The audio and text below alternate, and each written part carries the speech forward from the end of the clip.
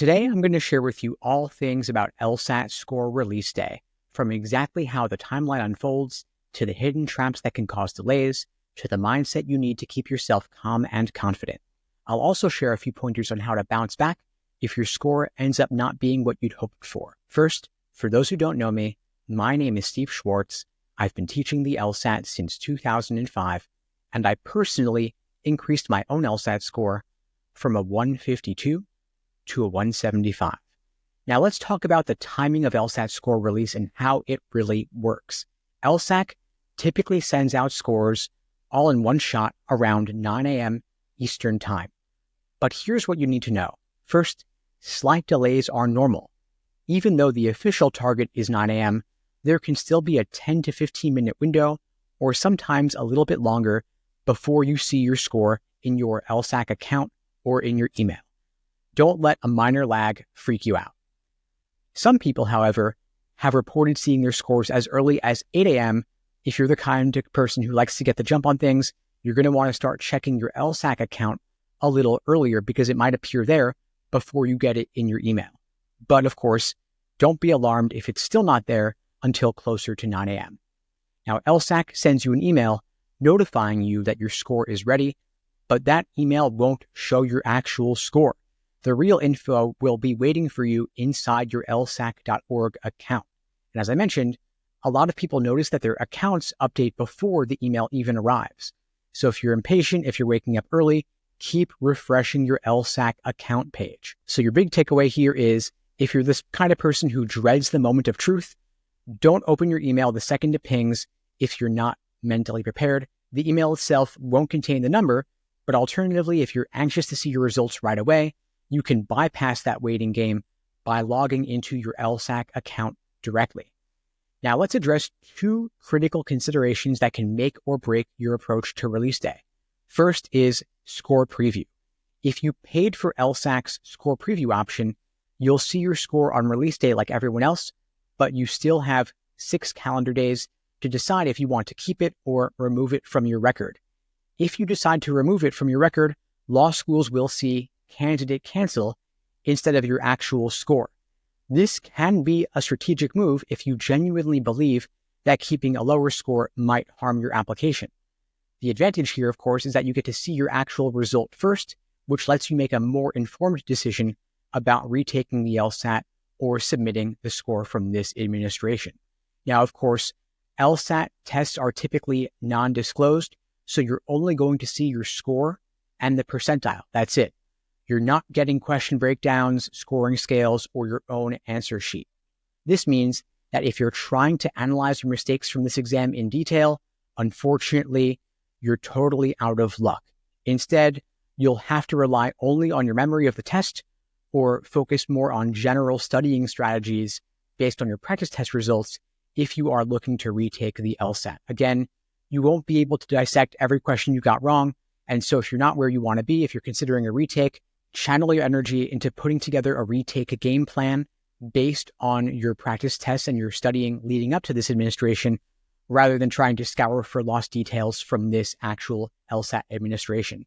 Now, if you'd like my help getting ready for an LSAT retake on your journey to getting a top LSAT score, making the most of analyzing your previous LSAT prep, my team and I would be glad to help you out. At LSAT Unplugged, we offer live online classes via Zoom, on-demand video courses, small group coaching, and one-on-one coaching, and we'll pair all of that with a personalized day-by-day study plan just for you based on your weak areas and what you need to work on going forward. If you'd like my help, you can check out the links below to book a call with me and my team. We'd be glad to help you out.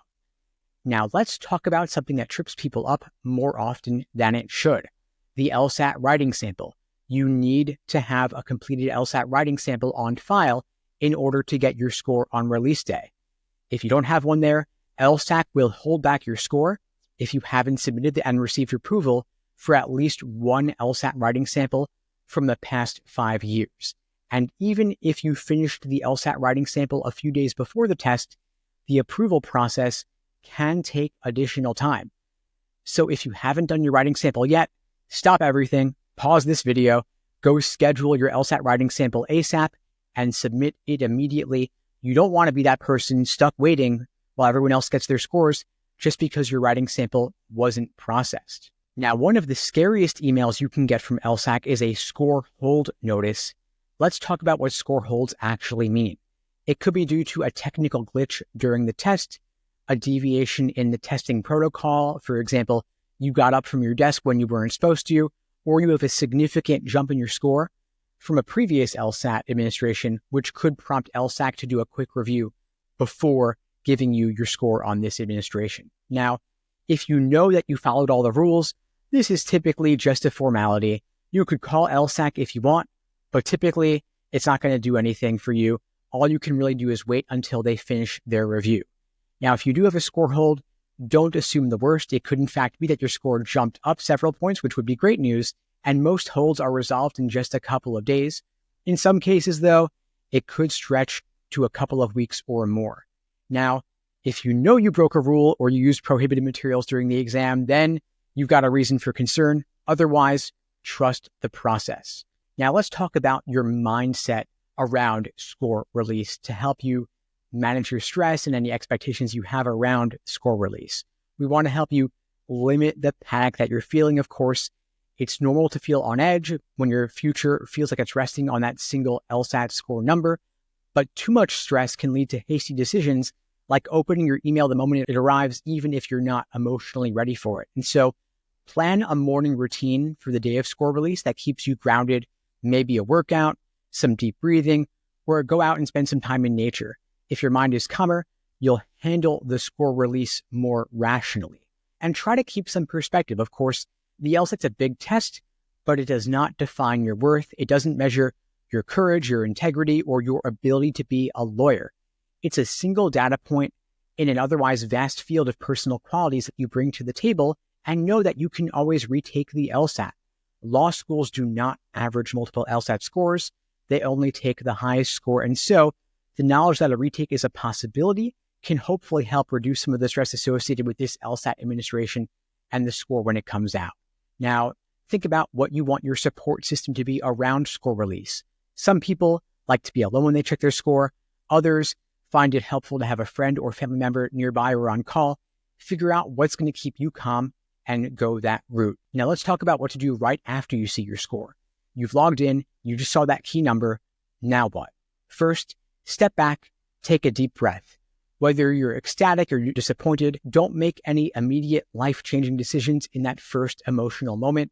Take a few hours, maybe a day, to let the news settle. Remember, you can cancel your score, but you don't have to do so on the day of score release. You've got 6 calendar days. And so think about what your goals are. If you hit your target score, of course, congratulations, that's awesome. Time to switch gears and focus on finalizing your law school application essays. If you missed your mark, if you didn't hit your goal, this is a fork in the road. You could keep your current score and be done with the LSAT, or maybe you consider an LSAT retake.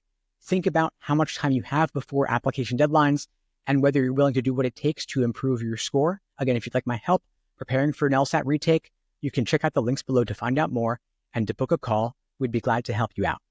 And if you have score preview and you're really on the fence about whether to retake, weigh the pros and cons of canceling. If your score is drastically below your practice test averages, that might be a reason to cancel and retake. But if it's only slightly below and still in a range acceptable for your target schools, you could keep it and retake anyway. Now, if you decide to go the retake route, you want to have a targeted study plan laying out exactly what to do to help you identify and drill your weak areas and build your plan around those. If you're moving forward with your current LSAT score and you're going to focus on your applications, strategize and finalize your personal statement, your other essays, and figure out how to best highlight your strengths in the rest of your application. Now, if you discover that you still have room for improvement on the LSAT, here's how to think about your LSAT retake. First, focus on your improvement going forward, not the past. Don't obsess over a single bad day. Examine your study habits and figure out where you can improve. A lot of times, students find they didn't do enough practice tests under realistic conditions, or they didn't get the necessary support like private one-on-one coaching. And so you want to make a plan going forward, a structured timetable, including timed practice tests, in-depth review, maybe weekly private one-on-one coaching sessions. Whatever you do, though, consistency is key. especially if you're balancing LSAT prep with work or with school. And remember to celebrate the small wins. Every single time you see improvement in your practice tests or you start feeling more comfortable, celebrate that progress because small victories will help you build your confidence. And remember, just to reiterate this, your drive, your empathy, your unique perspective, none of that is measured by a single test like the LSAT. Law schools are looking for well-rounded candidates. Of course, they do care a great deal about your LSAT score, but they also care about your background, your personal statement, and your letters of rec. So don't let a number like your LSAT score overshadow who you are and what you can bring to the legal field. Your LSAT score is a stepping stone, not a tombstone. Regardless of the outcome, it's leading you toward your next best move. If you crushed the LSAT, congrats. Now shift gears to your application essays. And if you're disappointed, remember that this is not the end of the road. There are literally tens of thousands of successful lawyers who retook the LSAT and went on to become successful attorneys. And what sets them apart is their resilience and willingness to keep driving. And remember, the LSAT is just one chapter in your bigger story. So approach score release day with a sense of preparedness and perspective. You've got this. Keep your head up. Keep pushing forward. And if you need anything, I'm happy to help. In the meantime, I wish you all the best and take care.